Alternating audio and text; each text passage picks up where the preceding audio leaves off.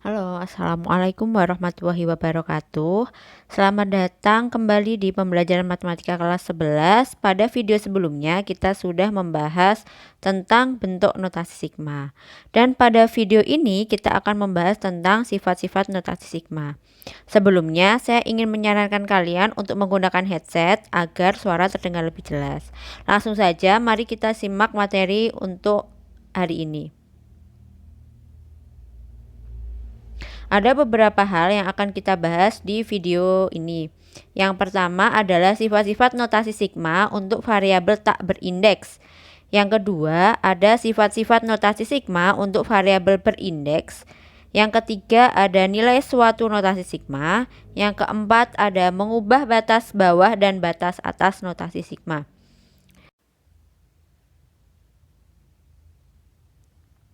Langsung saja mari kita simak untuk submateri yang pertama, yaitu tentang sifat-sifat notasi sigma untuk variabel tak berindeks. Yang pertama ada sigma K yang bergerak dari K sama dengan 1 sampai N itu sama dengan sigma I yang bergerak dari I sama dengan 1 sampai N. Yang kedua ada sigma C yang bergerak dari K sama dengan M sampai N sama dengan N dikurangi dengan M ditambah dengan 1 dikalikan dengan C, di mana C-nya merupakan konstanta. Yang ketiga ada sigma CK yang bergerak dari K sama dengan M sampai N itu sama dengan C sigma K yang bergerak dari K sama dengan M sampai N, di mana C-nya merupakan konstanta. Yang keempat ada sigma K yang bergerak dari K sama dengan M sampai N sama dengan sigma K min P yang bergerak dari K sama dengan M plus P sampai N plus P, sama dengan lagi sigma K plus P yang bergerak dari K sama dengan M min P sampai N min P, di mana P-nya merupakan bilangan bulat. Rumus yang keempat ini biasanya kita gunakan untuk mengubah batas atas atau batas bawah suatu notasi sigma. Yang kelima, sigma K yang bergerak dari K sama dengan 1 sampai M dikurangi 1 ditambah dengan sigma K yang bergerak dari K sama dengan M sampai N itu sama dengan sigma K yang bergerak dari K sama dengan 1 sampai N, di mana M-nya harus lebih kecil daripada N. Yang keenam, sigma K yang bergerak dari K sama dengan S sampai S itu sama dengan S. Selanjutnya yang kedua, sifat-sifat notasi sigma untuk variabel berindeks.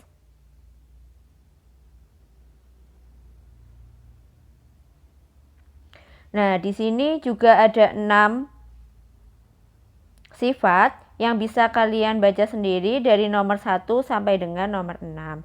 Ini hampir serupa dengan sifat-sifat notasi sigma untuk variabel tak berindeks.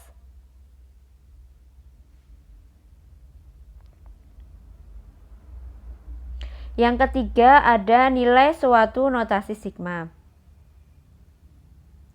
Untuk menentukan nilai dari suatu notasi sigma dapat menggunakan sifat-sifat notasi sigma atau menyatakan notasi sigma dalam bentuk deret terlebih dahulu. Untuk contohnya, di sini ada sigma 2K yang bergerak dari K sama dengan 2 sampai dengan 5.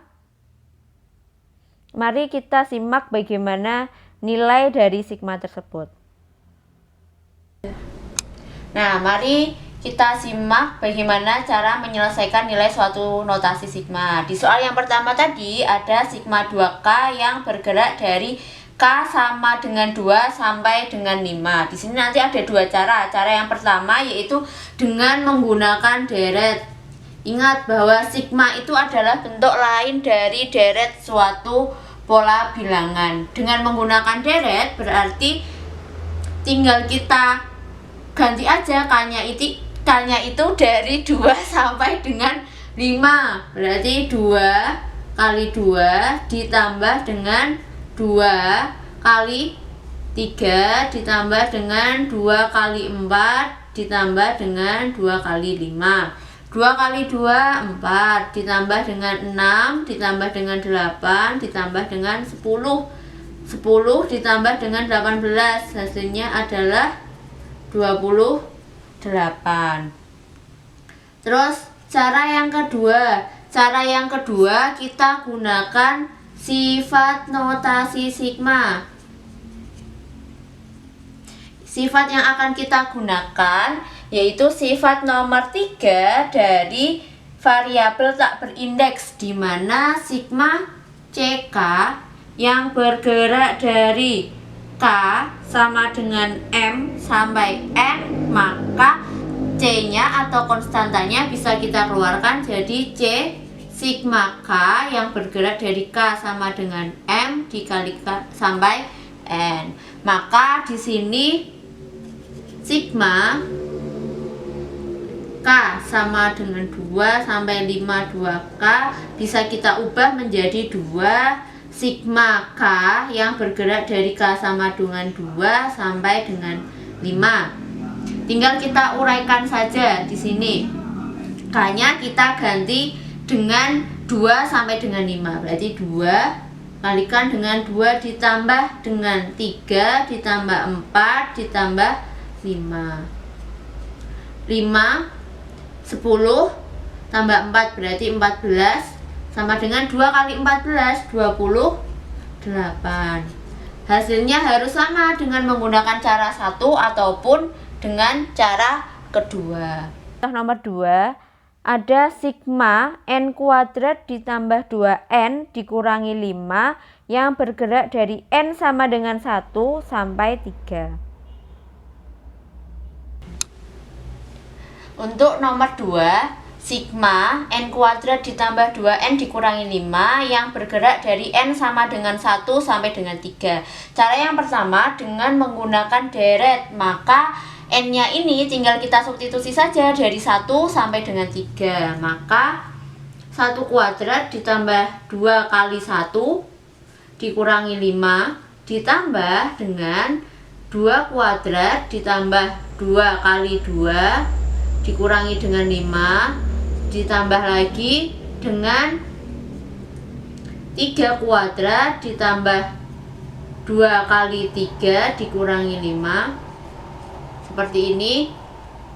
1 kuadrat 1 ditambah 2 kali 1 2 dikurangi 5 ditambah dengan 4 ditambah 4 dikurangi 5 ditambah lagi dengan 9 ditambah 6 dikurangi 5. 1 ditambah 2 dikurangi dengan 5 hasilnya negatif 2 ditambah dengan 4 tambah 4 8 8 dikurangi 5 3 ditambah dengan 9 ditambah 6 dikurangi 5 hasilnya 10. Negatif 2 ditambah 3 itu berarti 1 ditambah 10 maka hasilnya adalah 11. Untuk cara yang kedua, maka kita gunakan sifat dari notasi sigma. Maka sigma n sama dengan 1 sampai 3 n kuadrat ditambah dengan sigma n sama dengan 1 sampai 3 2n dikurangi dengan sigma n sama dengan 1 sampai 3 dikurangi dengan 5. Ini duanya bisa kita pindah ke depan, berarti sigma n sama dengan 1 sampai 3 n kuadrat ditambah 2 kali sigma n sama dengan 1 sampai 3 tinggal n dikurangi dengan, nah ini kita gunakan sifat variabel tak berindeks pada nomor 4. Maka 3 dikurangi 1 ditambah 1 dikalikan dengan 5. Maaf, ini salah. Terus maka sigma yang depan ini berarti kan 1 kuadrat ditambah dengan 2 kuadrat ditambah 3 kuadrat.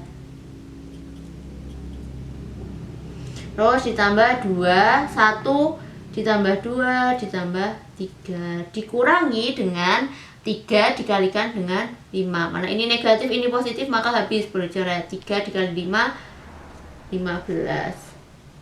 1 kuadrat ditambah 2 kuadrat ditambah 3 kuadrat. Berarti berapa? 14 ditambah dengan 2 dikalikan dengan 1 tambah 2, 3. Tambah 3 berarti 6. 2 kali 6, 12. Dikurangi dengan 15. 14 ditambah 12 berarti 26.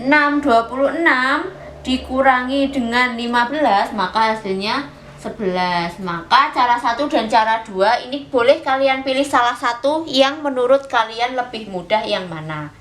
Yang keempat yaitu mengubah batas bawah dan batas atas suatu notasi sigma. Untuk mengubah batas atas dan batas bawah suatu notasi sigma dapat menggunakan sifat-sifat sigma sebagai berikut. Sigma K yang bergerak dari K sama dengan M sampai N sama dengan sigma K min P yang bergerak dari K sama dengan M plus P sampai N plus P sama dengan sigma K plus P yang bergerak dari K sama dengan M dikurangi P sampai N dikurangi P, di mana P-nya merupakan bilangan bulat. Ini merupakan sifat keempat dari sifat-sifat notasi sigma pada variabel tak berindeks.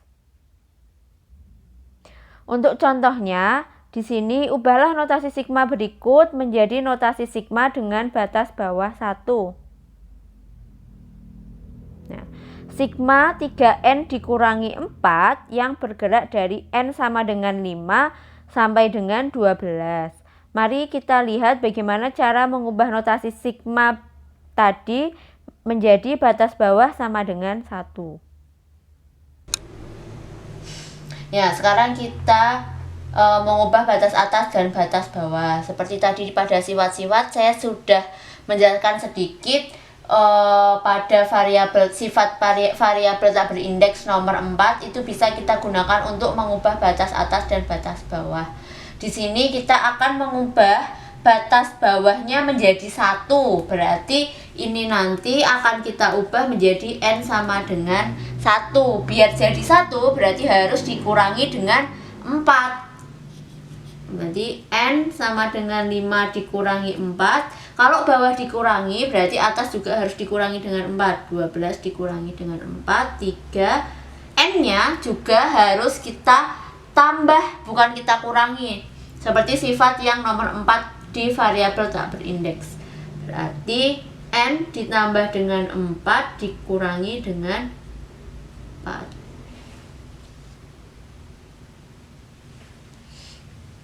Sigma 5 dikurangi 4 berarti 1. 12 dikurangi 4, 8. Ini kita kalikan dulu. 3 kali N berarti 3N. 3 kali 4 berarti 12, masih dikurangi dengan 4. Sigma N sama dengan 1 sampai 8. 3N 12 dikurangi 4 berarti 8. Selesai sampai di sini karena kita hanya mengubah batas bawahnya menjadi 1.